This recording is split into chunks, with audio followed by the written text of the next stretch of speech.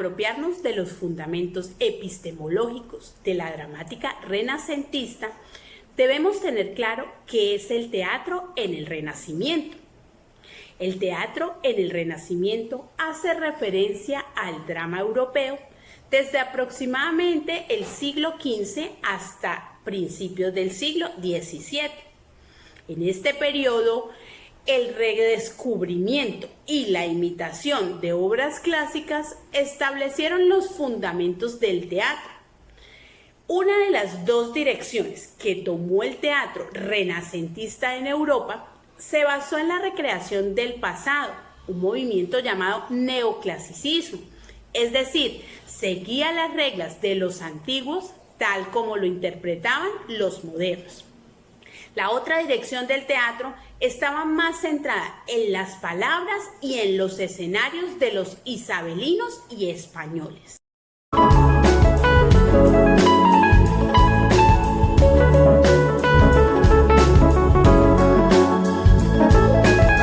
El teatro renacentista comenzó en Italia, con académicos que intentaron inicialmente recrear las obras griegas y romanas originales y luego adaptarlas a la vestimenta y el habla contemporánea. El nuevo interés en el drama clásico se inició con el redescubrimiento de Eurípides, Plauto y Terencio. La poética de Aristóteles salió a la luz en el siglo XV. Esta definía los géneros clásicos de la tragedia y la comedia. Así pues, la profesión del actor pasó de tener una mala fama a asumir una nueva dignidad y se formaron las primeras empresas profesionales. El diseño del escenario renacentista también se remonta a modelos clásicos, especialmente a Vitruvio en el siglo I a.C. Sus ideas influenciaron en la construcción de las primeras casas de teatro permanentes en Italia y en Francia. Por su parte, los teatros de Gran Bretaña y España adaptaron las características de los patios de posadas donde se había llevado a cabo representaciones previamente. Las ideas grecorromanas influyeron en la arquitectura del teatro italiano. Se incorporaron dispositivos clásicos para la construcción de prismas giratorios para el rápido cambio de escenario. También se introdujeron nuevas características como el arco del proscenio. Este consiste en un marco que separa el escenario del auditorio. A través de este arco se ve la acción de una obra de teatro.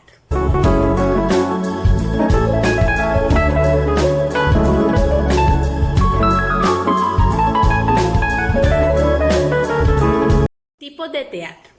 El teatro religioso representa los temas tomados de la Biblia en los que actuaban monaguillos, que eran los niños que ayudaban a los sacerdotes, y los jóvenes del coro. También se dio el teatro popular, que eran obras dramáticas que combinaban personajes que casi siempre serían cómicos. Estos fueron representados por actores andantes. De este teatro se dieron algunos subgéneros, como la comedia del arte, un tipo de teatro popular nacido en Italia en el que se mezclaban elementos del teatro literario del Renacimiento italiano con tradiciones como las máscaras y vestuarios de carnaval. El drama, obra de teatro que representa las situaciones tensas y conflictivas de la vida de los seres humanos por medio del diálogo de los personajes.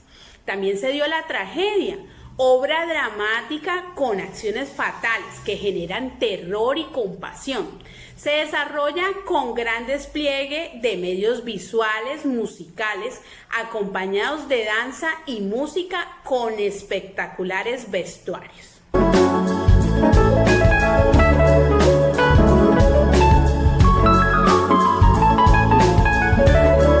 Las ideas más usadas del teatro renacentista en Europa fueron las siguientes: el carpe diem, que aprovecha la juventud antes de que la vejez acabe con los placeres de la vida humana. El locus amoenus consiste en la descripción de un paisaje idílico que sirve como marco ideal para el amor. También encontramos el Beatus Illae, que disfruta la vida sencilla que se puede encontrar en el campo. Por otra parte está la vuelta a lo clásico, que es donde se idealiza lo griego y lo romano. Y por último, encontramos las armas y letras. Se refiere a las personas que saben utilizar armas y plumas, es decir, saber el arte de defensa personal y saber escribir de forma adecuada.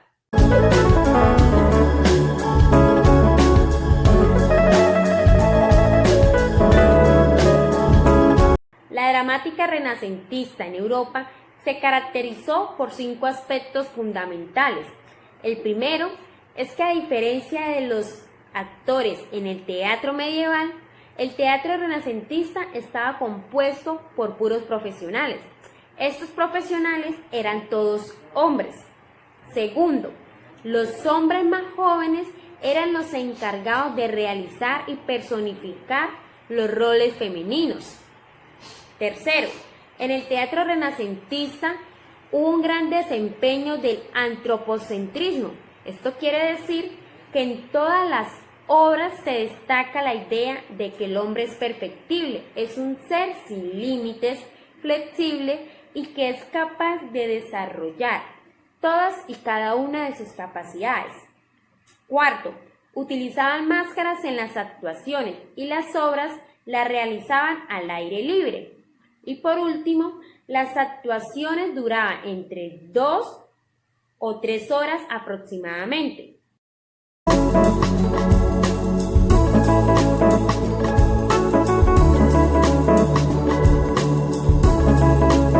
En el teatro renacentista destacaron dramaturgos tanto del género de la tragedia como de la comedia. Estos dramaturgos eran italianos, españoles, ingleses y franceses. En Italia encontramos al dramaturgo Pietro Aretino. Fue uno de los intelectuales más representativos del espíritu renacentista italiano. En España encontramos 3 dramaturgos importantes. El primero de ellos es Juan de la Cueva. Fue un dramaturgo perteneciente al Siglo de Oro. Él mezclaba en sus obras tragedia con cómic. También encontramos a Lope de Rueda, quien escribió comedias y farsas. Eran piezas dramáticas muy cortas con carácter cómico. Fue la persona que popularizó la comedia. El último dramaturgo español es Bartolomé Torres Naharro. Escribió numerosas comedias en las que aparecen una gran variedad de personajes que se expresan con un lenguaje ágil y vivaz, lo que aporta una gran variedad a la acción dramática renacentista en Europa. En Inglaterra, William Shakespeare es el escritor más importante de la lengua inglesa. En la actualidad, el volumen de sus obras completas es estudiado en todo el mundo. También han sido traducidas en varios idiomas y lenguas del mundo. Thomas Keats también es un dramaturgo inglés. Se convierte en una de las figuras más importantes del teatro isabelino. En Francia encontramos a Pierre Corneille, Jean Racine y Jean Molière, que fueron los mejores dramaturgos del siglo XVII en ese país.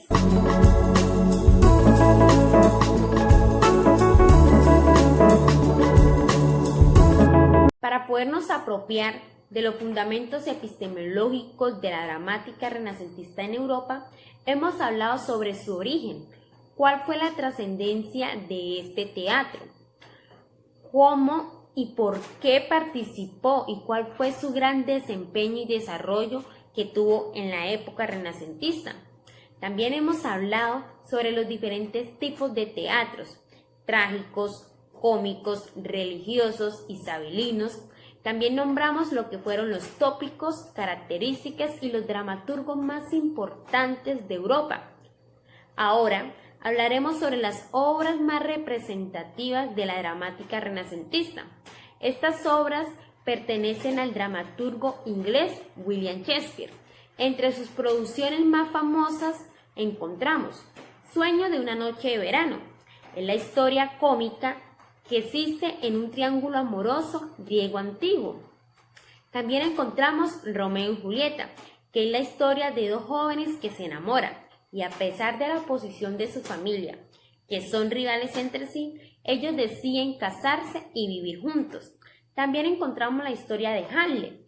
Hamlet es un príncipe que piensa que heredará la corona de su país, pues su padre muere, pero lo que él no sabe es que su tío es el encargado de heredar esta corona. Hamlet decide vengar la muerte de su padre. Por último encontramos a Macbeth, que cuenta la historia de Crimen y Castigo, que tiene una mezcla entre brujería y elementos sobrenaturales.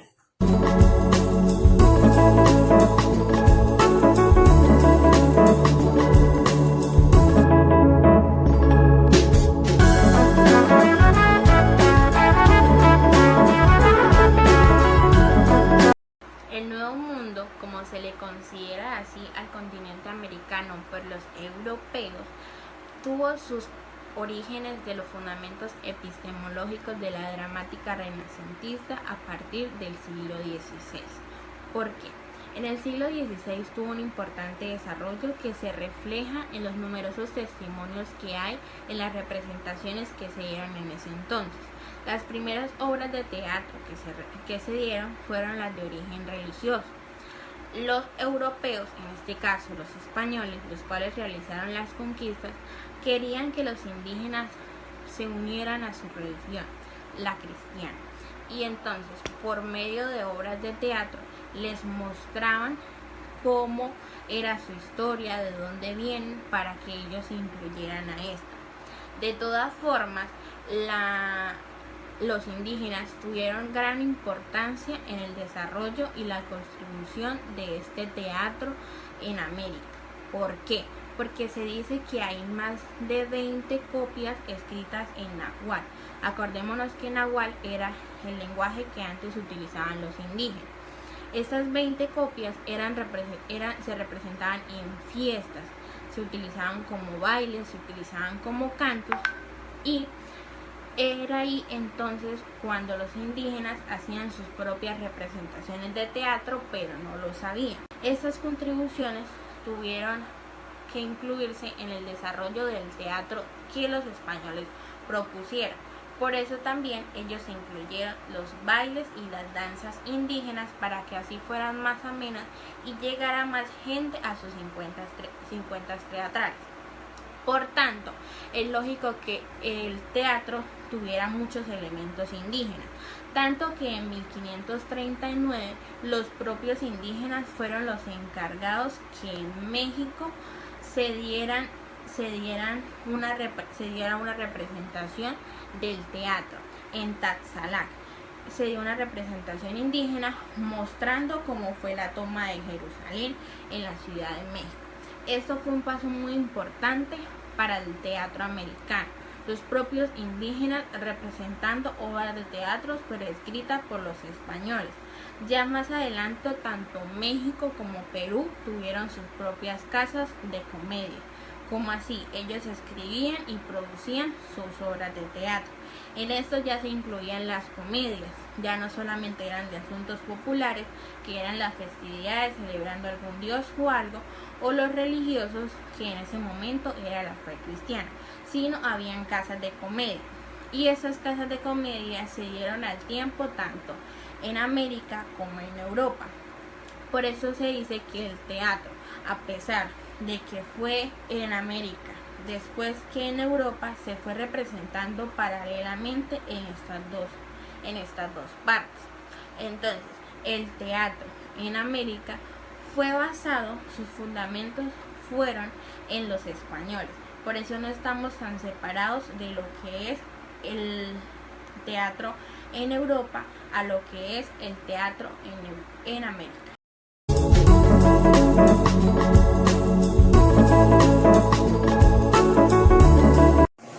Se suele decir que las colonias no tienen literatura.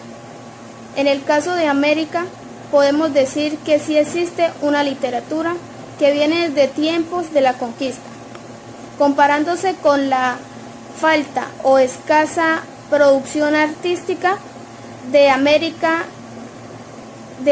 inglesa sí era una colonia tradicional. La España que descubre América es la España de los Reyes Católicos, una España que entra en el Renacimiento apenas se da salida de la Edad Media. El Renacimiento español, que sigue al italiano y procede al francés, llena 2 siglos en vez de uno. El Renacimiento español se continúa en América. El barroco colonial es un distinto estilo del barroco español. Los indígenas incorporaron su arte al colonial. Ya no es ni español ni indígena, sino hispanoamericano. Los primeros libros impresos son tratados lingüísticos o gramáticos y traducciones religiosas a lenguas indígenas. En el 1539 se publica el primer libro en México y en el 1538 funda la primera universidad en Santo Domingo. En el 1551 se fundan las de México y las de San Marcos de Lima. En el siglo XVI funcionan 6 universidades en la América hispana, en la que se enseñaba teología, derecho, medicina, náutica y filosofía. Continuando, voy a darles 2 autores que eran muy importantes en teatro hispanoamericano. El primero se llamaba Hernán González de Eslava, 1534 y 1603, quizás nacido en Toledo y probablemente de origen judío. Él se ordenó sacerdote hacia 1579 y muchas de sus poesías escritas han sido hechas para esa época. El otro autor importante se llamaba Juan Ruiz de Alarcón, 1580 y 1639. Nació probablemente en Tasco, México, y viajó a Salamanca a los 20 años. Tras una distancia en Sevilla de 2 años, regresó a México en 1603. Un año después, regresó a España y se instaló definitivamente en Madrid, donde se dedicó a escribir. Otros datos muy importantes de Juan Ruiz de Alarcón es que él tuvo muchos adversarios, muchas críticas y burlas, pero aún así él se convirtió en uno de los 3 representantes y mayores dramaturgos del momento, junto a Lope de Vega y Tirso de Molina. Juan Ruiz de Alarcón creó un teatro en las líneas de sus contemporáneos españoles. Él fue el único representante de la burguesía profesional. Para hablar un poco más, diré algo de las obras, y es que las obras eran representadas en los atrios y en los conventos, en los atrios de las iglesias y en los conventos, porque las iglesias solían darle un sentido teológico a estas representaciones. Los frailes también adoptaron estas formas teatrales de la Edad Media para catequizar, mezclándolas con las formas teatrales de los indios, donde son danzas, cantos, improvisaciones, pantomimas, fiestas y florales. En Perú también se hacían estos actos de representación y allí el público participaba. El primer Renacimiento. Se suele considerar la literatura de estos años como el primer Renacimiento y se caracteriza por la forma e idea de cómo surgió en Italia y Europa. Los conquistadores y los misioneros los llevaron al Nuevo Mundo e incluso llevaron a escritores a América. Los primeros escritores en América querían seguir la misma corriente o la misma línea que dominaban en España. Por otra parte, hubo escritores ceramistas, los cuales ofrecían un aspecto medieval durante su primera etapa colonial. Además de esto, los primeros libros que más se recalcaban en gran mayoría eran los de eclesiásticos y educacionales. Importancia o mayor relevancia durante este periodo fueron los de apariencia medieval, ya que hizo o generó un gran contacto con la nueva realidad o el nuevo mundo, como las crónicas que ya hemos visto y el teatro misionero. Las ideas que más recalcaron durante esta época fueron las del humanismo eramista. El teatro en América nunca alcanzó el nivel de la poesía o de la novela, ya que se decía que era incapaz de separarse del modelo europeo. Por otra parte, la literatura del primer renacimiento en América es la del Alcaniense y la de la corte medieval, como se ve en las crónicas de India. Durante el periodo precolombino habían dramas y habían bailes como el rabinal de los mayas quiches de Guatemala. Periodo prehispánico. Los pueblos de América tenían sus propios rituales, festivales y ceremonias que incluían bailes, cantos, poesías, canciones, escenificaciones teatrales. Usaban disfraces, máscaras, maquillajes y pelucas, y los escenarios eran decorados con objetos naturales. Periodo virreinal. Los europeos utilizaron esta herencia teatral y su misión evangelizadora. Durante los primeros 50 años después de la conquista de América, los misioneros usaron ampliamente el teatro para proporcionar la doctrina cristiana a las poblaciones indígenas, acostumbrada a los espectáculos visuales y orales. Teatro postvirreinal. El teatro latinoamericano se dividió en los siguientes segmentos. En 1939 a 1968 se dio la estructura dramatúrgica, proyectos sociales latinoamericanos. De 1968 a 1974 se intenta obtener una nueva visión homogénea acerca de un nuevo modelo europeo, y de 1974 a 1984 se dio la búsqueda de la expresión arraigada hacia la historia de América Latina.